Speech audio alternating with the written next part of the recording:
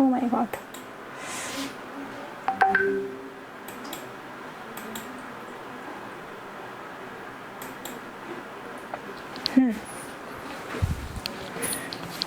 आगे है, जब वो उनका दाहिना हाथ दर्द हो जाता था तो वो अपने बाएं हाथ से लिखना आरंभ कर देते थे।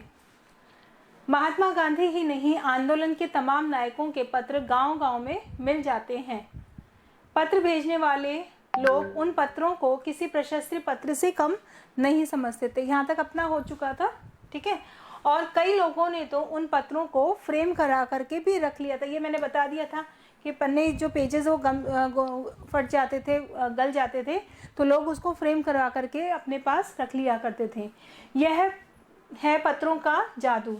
यही नहीं, पत्रों के आधार पर कई भाषाओं में जाने कितनी ही किताबें भी लिखी जाती है। किसके आधार पर? इन पत्रों के, यानी पत्रों के आधार पर ही हमें उन सब चीज़ों के बारे में मालूम चलता है और उसी के आधार पर जो किताबें लिखी जा रही हैं। वास्तव में पत्र किसी दस्तावेज से कम नहीं है। पंत के 200 पत्र बच्चन के नाम और निराला के पत्र हमको लिखियो है कहा, तथा पत्रों के आईने में दयानंद सरस्वती समेत कई पुस्तकें आपको मिल जाएंगी। ये सब पत्रों से संबंधित ही हैं। कि प्रेमचंद्र खास तौर पर नए लेखकों को बहुत प्रेरक जवाब देते थे। प्रेरक मतलब प्रेरणादायी जवाब भी दिया करते थे। किनको? नए लेखकों, जो नए नए लिखना स्टार्ट करते थे उन लोगों को काफ़ी प्रेरणादायी जवाब भी दिया करते थे। तथा पत्रों के जवाब से बहुत ही मुस्तैद रहते, मुस्तैद मतलब होते सक्रिय रहते थे, फौरन जवाब देने की आदत थी। इसी प्रकार नेहरू और गांधी के लिखे गए रविंद्रनाथ टैगोर के पत्र बहुत ही प्रेरक मतलब प्रेरणा देने योग्य है। महात्मा गांधी और कवि के नाम से महात्मा गांधी और रविंद्रनाथ टैगोर के बीच सन 1915 से 1941 के बीच के पत्राचार का संग्रह प्रकाशित। हाँ, यहाँ से देखिए, रविंद्रनाथ टैगोर के पत्र भी बहुत ही प्रेरक रहे हैं। प्रेरक अभी मैंने बताया था, प्रेरणादायी।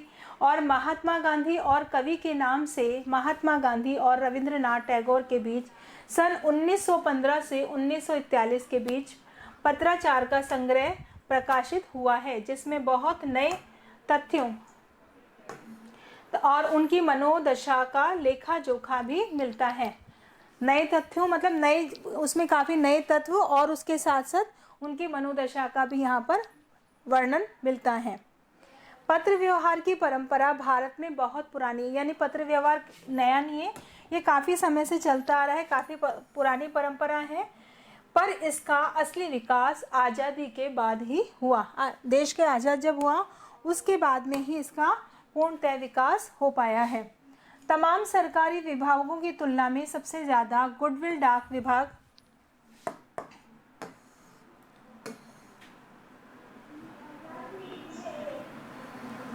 की ही है। इसकी एक खास वजह यह है कि वह लोगों को जोड़ने का काम करता है। घर घर तक इसकी पहुंच है और संचार के तमाम उन्नत साधनों के बाद भी चिट्ठी पत्रिका की हैसियत बरकरार भी रही है। शहरी इलाकों में आलीशान हवेलियां हो या फिर झोंपड़ियों में रह रहे लोग, या तो चाहे जो चिट्ठियों का प्रयोग या तो चाहे आलीशान कोठियां हो या जो झोंपड़ी में रहने वाले लोग हैं, सभी पत्रों का प्रयोग करते हैं। और दुर्गम जंगलों में घिरे गांव हो या फिर बर्फबारी के बीच जी रहे पहाड़ों के लोग, समुद्र तट पर रह रहे मछुआरे हों या फिर रेगिस्तान की ढाणियों में रह रहे लोग, आज भी खतों का ही सबसे अधिक बेसब्री से इंतजार करते। मतलब केवल ये खत नहीं कि आप लोगों या हम लोगों तक ही पहुँचते, बल्कि यहाँ पे बताया गया है कि पत्र केवल शहरी इलाके और हवेलियों में नहीं होते, बल्कि झोपड़पट्टियों में जो लोग रहते हैं उनके पास ही पत्र का आदान प्रदान होता है। और जो लोग दुर्गम स्थानों पर रहते हैं, दुर्गम मतलब जंगलों में रहते हैं या छोटे छोटे गांव में रहते हैं, क्योंकि जहाँ पे नेटवर्क नहीं आता, वहाँ पे मोबाइल काम नहीं करते, वहाँ पे भी लेकिन पत्र तो पहुँचते हैं। इसके साथ भी बर्फबारी के बीच में जो पहाड़ों पर लोग रहते हैं, ऐसी जगह भी पत्रों के द्वारा पत्र व्यवहार किया जाता है। और समुद्र तट पर रहने वाले मछुआरे हों या रेगिस्तान की ढाणियाँ हो, कहीं पर भी हो, या आज भी खेतों का ही सबसे अधिक मतलब खतों का बेसब्री से इंतजार रहता है वहाँ पर। एक दो ही नहीं, करोड़ों लोग खतों व अन्य सेवाओं के लिए रोज भारतीय डाकघरों के दरवाजे तक पहुँचते हैं। अपने पत्र का इंतजार करने के लोग वहाँ पहुँचते हैं और इनकी बहुआयामी भूमिका नजर आ रही है। दूर देहात में, देहात का मतलब होता है गांव, दूर देहात में लाखों गरीब घरों में चूल्हे मनी ऑर्डर अर्थव्यवस्था से ही जलते हैं। गांवों या गरीब बस्तियों में चिट्ठी या मनी ऑर्डर लेकर पहुंचने वाला डाकिया देवदूत के रूप में देखा जाता है। देवदूत यानी ईश्वर का संदेश लाने वाले व्यक्ति को क्या कहते हैं हम? देवदूत कहते हैं। तो यानी कि जो लोग ऐसी जगह पर रहते हैं उन लोगों के पास जब वो पत्र आते हैं तो वो उस समय जो डाकिया लेकर आता है उसको लगता है कि मानो ईश्वर के द्वारा ही भेजा गया संदेश हो। ठीक है, समझ में आ गया यहाँ तक आपको?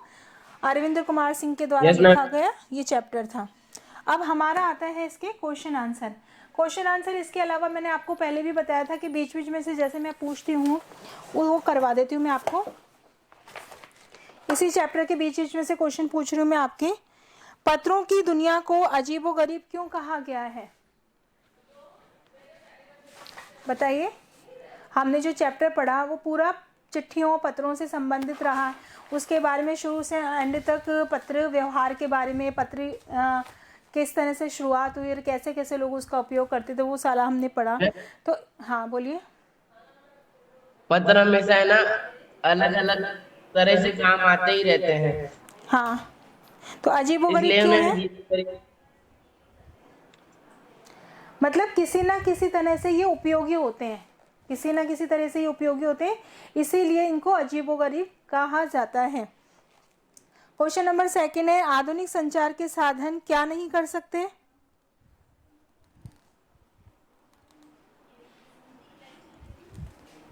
बताइए, क्या नहीं कर सकते हैं?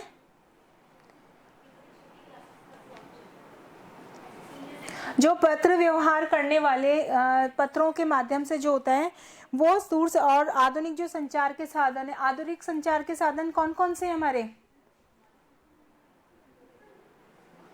SMS, मोबाइल है ना, ये आधुनिक। यानी आधुनिक का मतलब क्या है? जो आज के समय में चल रहे हैं। संचार मतलब एक जगह से दूसरी जगह तक पहुंचाना। तो हम अपने संदेशों को, हम अपने मैसेजों को, जो आधुनिक संचार के साधन है जैसे SMS करना या आप मोबाइल से करना, तो ये सारी चीजें नहीं होती। लेकिन पत्रों के द्वारा वो संतोष हमें नहीं मिलता, जो उसको पढ़कर, पत्रों को पढ़कर जो संतोष मिलता है वो ये सारे मैसेज के द्वारा नहीं मिलता। जो सेटिस्फेक्शन मिलता है वो पत्रों के माध्यम से ही मिल सकता है।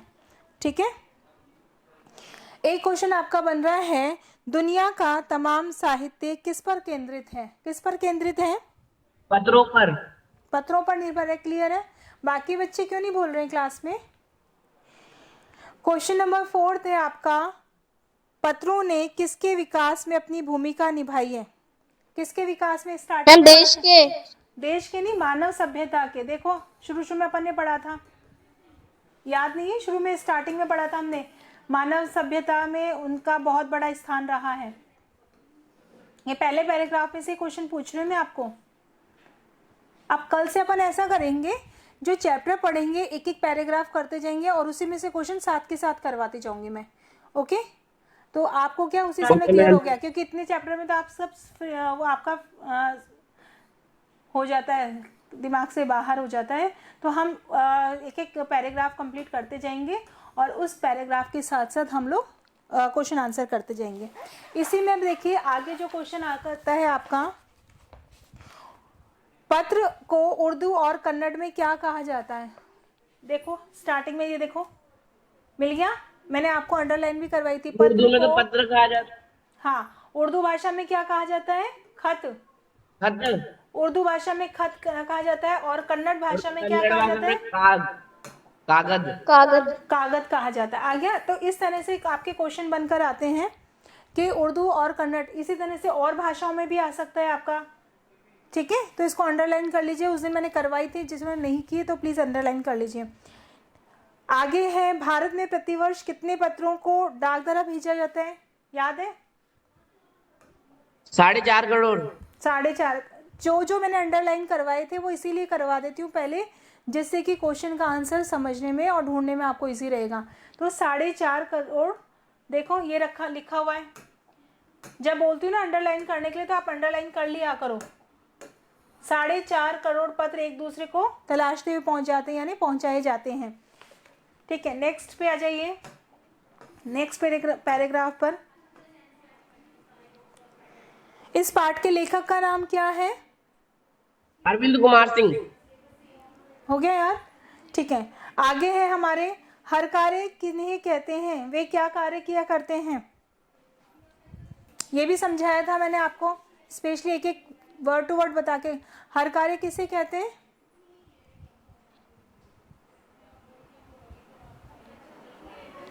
एग्जाम्पल भी दिया था मैंने आपको हर कार्य समझाने के लिए। हर कार्य का मतलब होता है जो हमारा संदेश एक स्थान से दूसरे स्थान पर तीव्र गति से पहुंचाए जाते हैं, हर कार्य। उसका एक हम एग्जाम्पल ये भी देते हैं कि जब मैंने ही बताया था आपको नेक्स्ट क्लास में, कि जब हमारे घर पे फंक्शन होता है, कोई भी फंक्शन होता है, शादी विवाह उत्सव होते हैं, तो हम एक गाँव में क्या होता है, एक व्यक्ति को रख लिया जाता है जो रोज बुलावा देने जाता है। याद है क्या? समझाया था यस मैम। कि आज हमारे ये है, ये वाला काम है, आपको इतने बजे वहाँ पहुँचना है, आज का खाना है आपका, या आज के गीत है, इस तरह से। तो वो तो एक छोटा रूप है, वो तो आपको मैंने सब एग्जाम्पल समझाने के लिए बताया। तो हर कार्य का मतलब होता है संदेशवाहक, जो अपने संदेशों को एक स्थान से दूसरे स्थान तक तीव्र गति से पहुंचाता है, वो हर कार्य कहलाते हैं। क्लियर हो गया? नेक्स्ट क्वेश्चन है आपका, यस मैम। समाचार भेजने में भारी बदलाव किससे आया है? देखो ये भी पढ़ाया मैंने। रेलवे और तार से।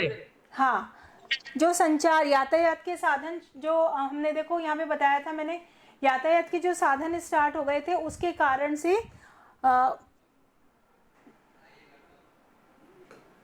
इसी में था ना, देखो कहाँ पर है कि रेल और तार के कारण वो हम जल्दी से मतलब उस मैसेज को पहुंचा सकते हैं। नेक्स्ट है, पंडित नेहरू ने सन 1953 में किस विषय में सही कहा था? इसके अनुसार कौन दुनिया बदल देगा? कौन दुनिया बदल देगा?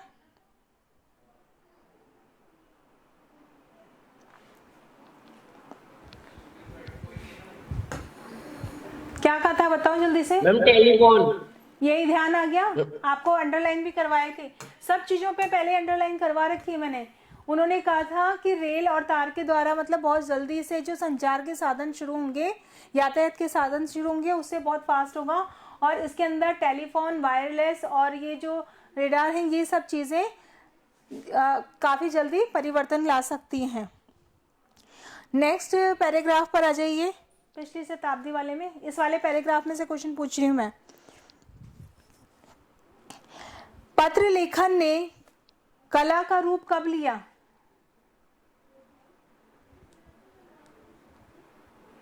कब लिया था?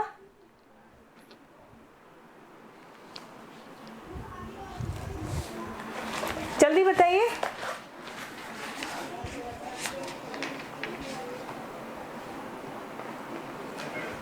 देखो बेटा, सामने ही ऊपर लिखा हुआ है आंसर आपका, पिछली शताब्दी में एक कला का रूप लिया। इसीलिए बोलती हूँ कि इसको जो जो अंडरलाइन करवाती हूँ, देखो यहाँ पे पिछली शताब्दी में पत्र लेखन ने कला का रूप लिया। दिख गया? यस मैम, मिल गया। हाँ, तो इनको लिखते जाया करो और अंडरलाइन करते जाया करो। नेक्स्ट क्वेश्चन आपका जो आता है वो है, पत्र संस्कृति के विकास के लिए क्या क्या प्रयास किए गए? पत्रों की संस्कृति के विकास के लिए क्या क्या प्रयास किए गए? देखो सेकंड में मैंने करवाया था, पत्र संस्कृति के विकास के लिए पत्र लिखने के लिए दिया जाता है। हाँ, स्कूली पाठ्यक्रम में ही पत्रों का लेखन का विषय शुरू कर दिया। आज भी हम एग्जाम देते हैं तो उसमें देखा होगा कि आप लोगों के लेटर लिखने के लिए आता ही नहीं आता है, तो जिससे कि लोग ज्यादा से ज्यादा इनके बारे में जानकारी प्राप्त कर सके। आगे देखिए, नेक्स्ट क्या है,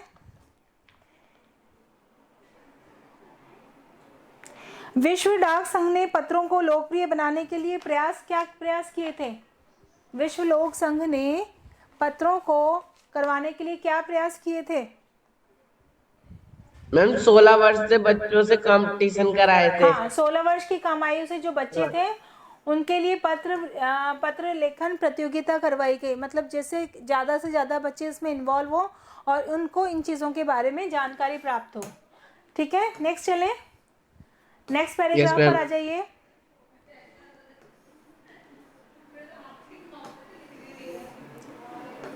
यहाँ ये वाला पैराग्राफ, इसमें से करवाऊंगी क्वेश्चन आंसर। हाँ, अब इसमें देखिए क्वेश्चन बन के आता है, गहराई में जाने पर पत्रों के बारे में क्या नई चीज का क्या पता चलता है हमको।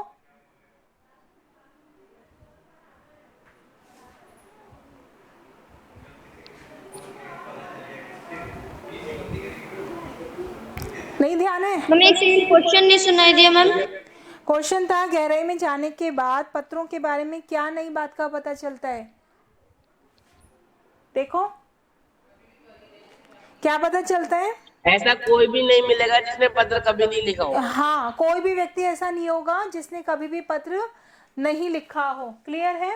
आगे क्वेश्चन है इसमें, लेखक के अनुसार कौन लोग पत्रों का उत्सुकता से इंतजार किया करते हैं। कौन लोग करते हैं? मैम जो सैनिक बॉर्डर पे रहते थे। सैनिक जो बॉर्डर पे रहते हैं, क्योंकि वहाँ नेटवर्क नहीं पहुंच पाता है, मोबाइल वगैरह यूज नहीं कर पाते, तो वो लोग ही अपने परिवार के बारे में जानकारी प्राप्त करने के लिए पत्रों का बेसब्री से इंतजार करते हैं। क्लियर हो गया? आता जा रहा है समझ में या कहीं दिक्कत है? नो मैम, आ रहा है समझ में। ठीक है, आगे का नेक्स्ट क्वेश्चन देखिए, परिवहन के साधन से क्या तात्पर्य है। परिवहन का मतलब क्या समझाया था मैंने आपको? एक स्थान से दूसरे स्थान पर आने वाले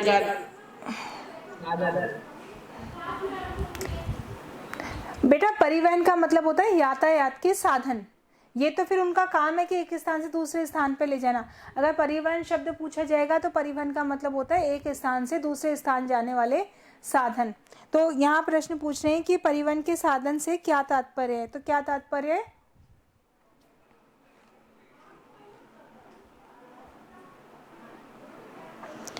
नेक्स्ट क्वेश्चन है, पहले लोगों के लिए संचार का एकमात्र साधन क्या था? क्या था संचार का साधन? पत्र मैम था। पत्र। और वर्तमान में प्रयुक्त होने वाले संचार के साधन कौन कौन से हो गए अब?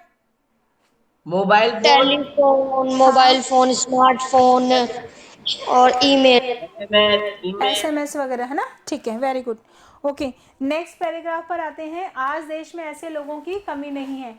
इसके अंतर्गत क्वेश्चन बनता है आपका, लेखक के अनुसार देश में कैसे लोगों की कमी नहीं है। देखो इसमें, जो पुरखों की चिट्ठियों को सहेज के ना रखते हो। हाँ, ऐसे लोगों की कमी नहीं है। फर्स्ट पैराग्राफ में हमको आंसर मिल रहा है। सेकंड क्वेश्चन आता है हमारा इसमें, किनके पत्र अनुसंधान के योग्य है। अनुसंधान का मतलब भी समझाया था मैंने, खोज के। बड़े बड़े कवि, जो पत्रकार होते हैं, लेखक होते हैं, जो महान हस्तियां होती हैं, उनके पत्र आज भी सहेज। अब ऐसे फालतू पत्रों को लिए थोड़ा ना सहेज के रखा जाएगा। जो ऐसे लोग हों जिससे कि हमें बहुत सारी जिससे जानकारियां प्राप्त हो, उनके पत्र आज भी सहेज के रखने के योग्य हैं। आगे है आपका, यदि जवाहरलाल नेहरू इंदिरा गांधी से फोन पर बात करते तो क्या होता? तो आज वे पत्र। एक चैप्टर था ना, पिता के नाम पुत्री का, वो यस मैम।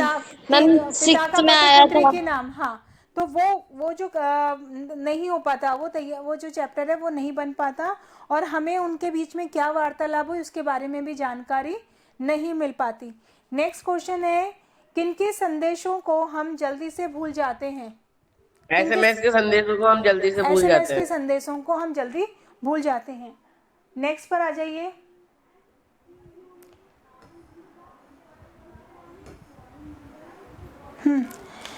महान पुरुषों द्वारा छोड़ी गई सबसे महत्वपूर्ण धरोहर क्या चीज है?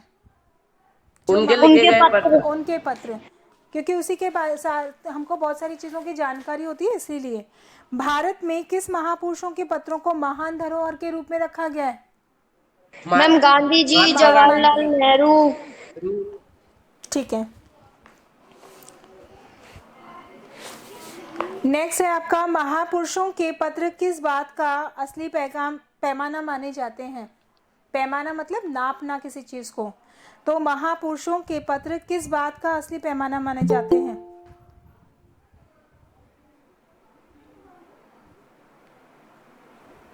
आंदोलन के।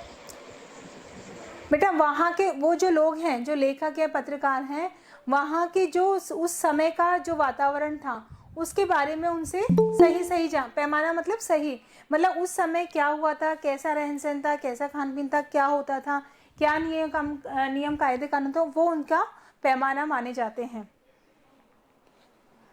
उस समाज के जो वास्तविक स्थिति है उसको जानकारी करने के लिए उनके पत्र पैमाना, क्योंकि उन पत्रों के द्वारा ही हमें पता चलता था कि क्या स्थिति रही है। अपने मन से तो अपन बता नहीं सकते, तो उन पत्रों को जब लिखे गए थे, उन पत्रों को पढ़कर उसके माध्यम से ही हम उसके बारे में, उसके समाज के बारे में ठीक ठीक जानकारी प्राप्त कर सकते हैं।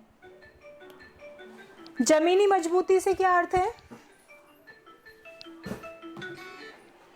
जमीनी मजबूती से क्या अर्थ है?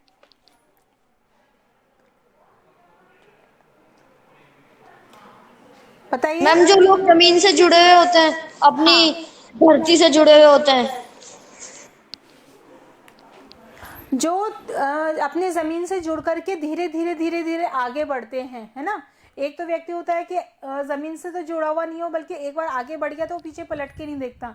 लेकिन जमीनी मजबूती का मतलब होता है कि मैंने आपको पहले भी समझाया था कि जब जैसे हम पतंग उड़ाते ना, तो हम अगर पतंग जमीन पे खड़े होके और पतंग की डोरी हमारे संग जुड़ी रहेगी, है ना। हम अपने संस्कारों से, पतंग की डोरी के क्या मतलब हो गया, अपने संस्कारों से जब तक जुड़े रहेंगे तब तक तो हमारा समाज में अस्तित्व रहेगा। लेकिन मान लीजिए उस डोर को आप तोड़ देते हो, छोड़ देते हो, तो उस पतंग का कुछ पता ठिकाना रहेगा कि वो कहाँ गई है। तो उसी प्रकार से अगर हम अपने जमीन से यानी संस्कारों से नहीं जुड़े रहेंगे तो हमारा भी अस्तित्व समाप्त हो जाएगा। ओके, नेक्स्ट है पैराग्राफ, ये वाले पैराग्राफ महात्मा गांधी, ये वाले पैराग्राफ से क्वेश्चन बन रहे हैं।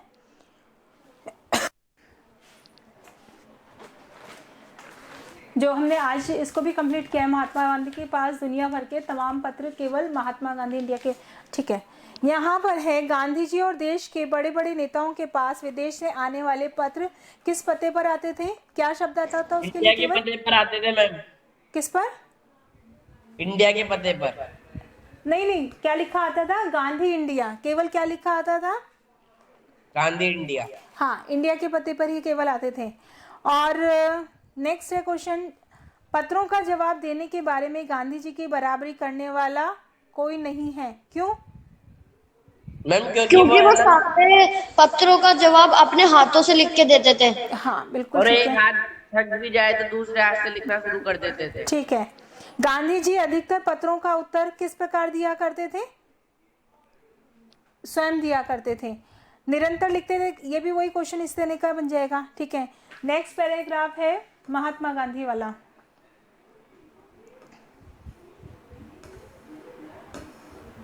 इसी में से है।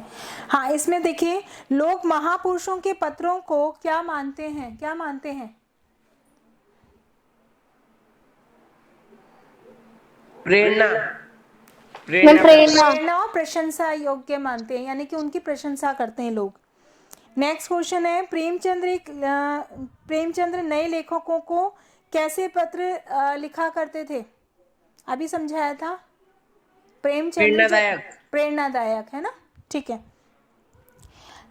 नेक्स्ट क्वेश्चन है, कबीर रविंद्रनाथ द्वारा गांधी और नेहरू के पत्र जो लिखे गए थे उनकी क्या विशेषता होती थी? उत्साह बढ़ाने वाले, है ना। एक तो होता है यानी मोटिवेट करने वाले, ऐसे नहीं कि नहीं तुम कुछ नहीं कर सकते हो, बल्कि उनके पत्रों को पढ़ करके लोग मोटिवेट होते थे, उनको उत्साह बढ़ता था, तो उत्साहवर्धक पत्र लिखते थे वो। आगे है आपका, समाज में किस सरकारी विभाग की छवि सबसे अच्छी बनी हुई है? किसकी बनी हुई है? डाक विभाग की। डाक विभाग की। पत्रों का आज भी संचार साधनों में अधिक महत्व क्यों बना हुआ है? क्यों बना हुआ है?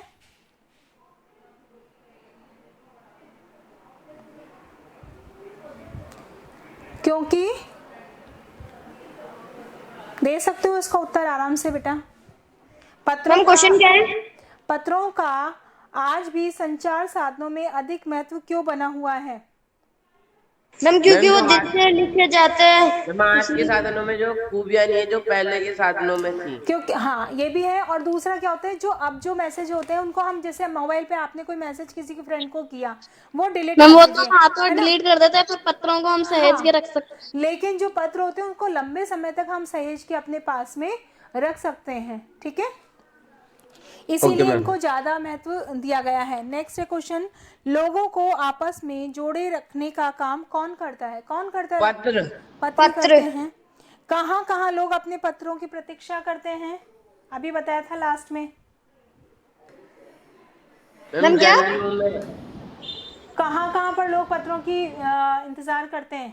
झोपड़ियों में, मैम जंगलों गाँव में, में, बर्फीले पहाड़ों मैम जहाँ पे पर, है ना, नेटवर्क नहीं समुद्रों आता। के झोपड़ी किनारों पट्टों पर, पट्टी रेगिस्तानों में में। हाँ ठीक है, जंगलों में भी, इसके अलावा बर्फबारी पहाड़ी इलाकों पे भी, समुद्र तट पर भी, मछुआरों को भी, और रेगिस्तान थानियों भी, यानी सभी जगह पत्रों का इंतजार किया जाता है। आगे है, करोड़ों लोग भारत के डाकघरों में रोज किस लिए जाते हैं? किस लिए जाते हैं? नीचे वाले ये देखो पैराग्राफ के अंदर, किस लिए जाते हैं?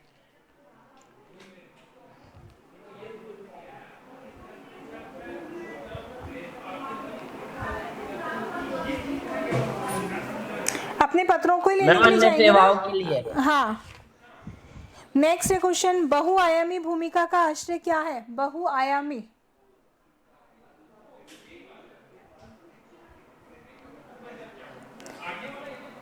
देखो डाक विभाग के द्वारा जो बहुत सारी सेवाएं दी जाती है वो बहुआयामी है, ठीक है। नेक्स्ट है, गरीबों के घरों के चूल्हे किस व्यवस्था से जलते हैं? किस व्यवस्था से जलते हैं? अभी पढ़ाया था हमने, मनी ऑर्डर, डाक विभाग, डाक विभाग और मनी ऑर्डर। ये देखो लास्ट में देखो, दूर देहात के इलाके गरीबों के चूल्हे मनी ऑर्डर और की अर्थव्यवस्था से ही जलते हैं। अर्थव्यवस्था जलते हैं मतलब उनके द्वारा वो कमाते हैं, जिसके कारण वो अपने घर को के लिए भोजन की व्यवस्था करते हैं। इसका मतलब गांवों और गरीबों की बस्तियों में डाकिया किस रूप में देखा जाता है? लास्ट में था, किस रूप में देखा जाता है? देवदूत। देवदूत के रूप में देखा जाता है, ठीक है। ये क्वेश्चन यहाँ तक हो गए हैं। ये वाले क्वेश्चन मैं आपको कल सेंड कर दूंगी, तो आप नोट डाउन कर लीजिए। यहाँ चैप्टर पूरा समझ में आ गया अच्छी तरह? Yes ma'am. कुछ पूछना है? कोई क्वेरी, किसी का अर्थ नहीं समझ में आया हो किसी को भी? बताइए, सबको क्लियर हो गया चैप्टर? Yes ma'am. चलिए ठीक है।